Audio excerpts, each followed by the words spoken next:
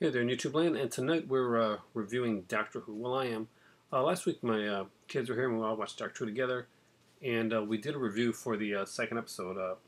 But unfortunately, the review got messed up, so we ended up being really tired and we're playing video games and stuff, so we never got to redo that review. But overall, we had a strong thumbs up for the inside in the daylight one.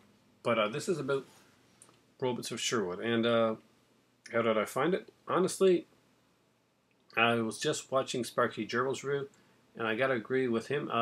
Yeah, this is my favorite episode so far out of the three that have been on. I know the other two have been all kind of dark and moody and kind of like trying to throw back to a Hinchcliffe era, but Hinchcliffe Holmes era. But I really like this. I thought Tom Riley was good as Robin Hood. I particularly loved the way Bill Miller did the character of the sheriff, and overall it was a really cool episode. I like the progression of the Doctor. Love the way he's coming along. He doesn't have that big Doctor moment that you see that Matt Smith kind of had to have. That big defining Doctor moment that he had and kept having per episode, and that David Tennant would have. But he's more like Capaldi is a lot more like Christopher Eccleston, whereas I don't think he needs it as much.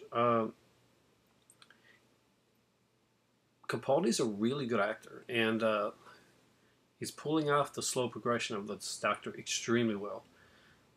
And I think that's one of the things I like most about it. He can be really dark and biting, but he can be really funny at the same time, and he's never off-putting. He's even though some of the stuff he says really should be, he just pulls it off so well that his character is just a joy to watch.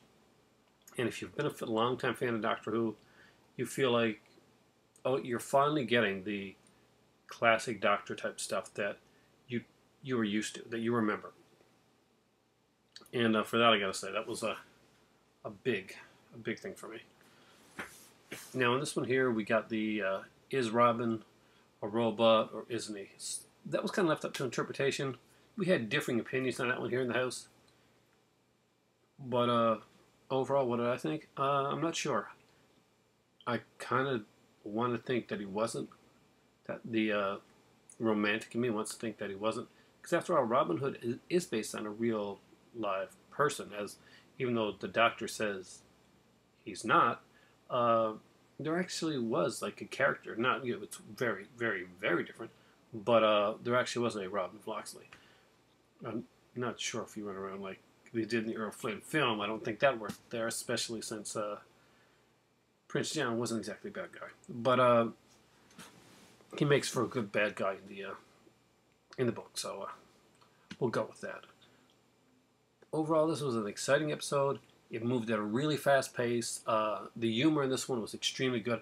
I always love when Mark Gatiss does it. Mark Gatiss did the Ice Warrior episodes as well, if I remember correctly, and he does a lot of the humorous episodes. I love Mark Gatiss's work, and if Stephen Moffat ever has to step down, if he wants to step down, because he gets to that point, I really think Gatiss should be the next showrunner for the series Doctor Who. I think he can do a fantastic job, because him, like Moffat, really are strong fans of a lot of the original stuff.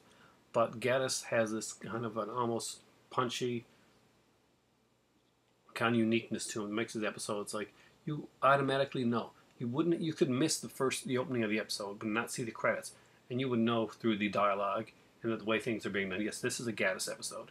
And you can pretty much be assured it's going to be quality. It's going to be fun. It's going to have something deep in it, and it may have something deeper. We saw the Promised Land mentioned again here, so there's no Missy in this one, but we did see the Promised Land, and so at least makes it seem that the Promised Land is a place. It's somewhere to go, and if you notice, again, it's robots. So it was the kind of the half-man robot guy in the first episode, Deep Breath, and now we got these other robots that I haven't seen before in the series. Did I miss them somewhere? They're definitely not the cockroach one from the first episode. But robots seem to be wanting to go to this place called the Promised Land. So are we getting a Pinocchio syndrome type of thing here, where humanity and robots and Cybermen have got to come in here somewhere? Are they going towards there, or are Cybermen actually going to be going towards 2? It's going to be interesting to see where that goes. The Missy character is going to be put in through there, so that's making me delve back even farther into my Doctor Who mythology now, and want to rewatch and think, what with robots, what character? And again, it comes up to the Rani, because she's the scientific one. She's the scientific villain. So that's what makes me think her for Missy at this point.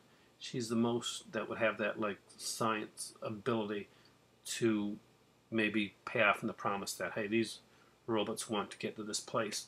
And I think that's going to be something very big. You know, the promised land that the robots are trying to get to, and the promised land that the Doctor doesn't think he's going to get to, are, I think, 2 completely different places. Of course, the promised land with the Doctor is Gallifrey. Not, you know, he doesn't call it the promised land, but it's kind of like a parallel that you get there. Gallifrey is its home planet. It's stuck in a pocket dimension right now. It's obviously going to make its way back. And we have the robots that are trying to get to something that's called the Promised Land. We've seen the Missy character. We assume right now that that's the place that the Missy character is at. The Nether Sphere, the Promised Land, whatever they're calling it right now. But it's going to be interesting to see where it goes from there. Overall, this was a top episode. Acting was fantastic. The pacing of the episode was really good. My favorite scene was the spoon fight.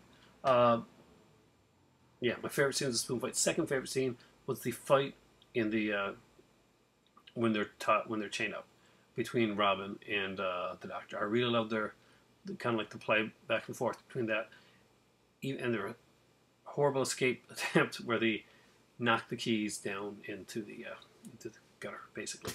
You're underestimating the dialogue between Clara and the sheriff. That was actually a very good scene too. Clara and the sheriff? I'm not underestimating at all. I'm just saying what my favorite scene is. Yeah, Ben Miller and of course did a great job with the back and forth with Clara, and she came out as a really strong. Claire's a really strong character, and it pretty much she shone in this. She basically took control, and she didn't need the Doctor. She did. She didn't need the Doctor. She always knew. I can't agree that she didn't need the Doctor, but she knew how to. Claire's the type that knows how to push the buttons and take control when she needs to, and that makes her like a strong, a good companion. And again, it harkens back to, as everybody else who watched this video is going to mention, is Time Warrior, with the first appearance of Sarah Jane, and the first appearance of the Sontarans, I think, which would have been cool for this one. But again, fantastic episode. We got a strong appearance from Claire. We got a strong appearance from the Doctor. Is it my favorite of the historical ones? I don't know if I consider this a historic one or not. I think my favorite historic one is still going to be Vincent and the Doctor. But this one here was I don't know, 9. I'm going to give it a 9 golden arrows out of 10. I thought you were going to say spoons. Spoons. I could. Oh no, not for spoons. I could say spoons. 9 ice cream spoons out of 10. There. Spoon fight, definitely the highlight of this one here, but it was an episode filled with highlights. It wasn't dark as some of the other ones were. Do not think of this as just a one-off, though. There was enough stuff in there to make you wonder about the robotics, about the journey, about the Promised Land. And I keep looking at that blackboard because I know the answer to this whole damn season is going to be on that blackboard, and they're showing it to me, and we're just not seeing it. Thanks for watching. For me right now, it's time for tea because I'm so freaking thirsty. We're downstairs, like, cleaning up and getting stuff done to the old apartment, and tomorrow we got a big day ahead of us, so have a great weekend, guys, and I'm going to go enjoy my tea and watch. I don't know. I think I want to watch Jack Frost. It's been a while. I got all my Christmas horror movies put together, so kind of want to see that again. Yeah, Jack Frost. It's time for tea. Have a great one.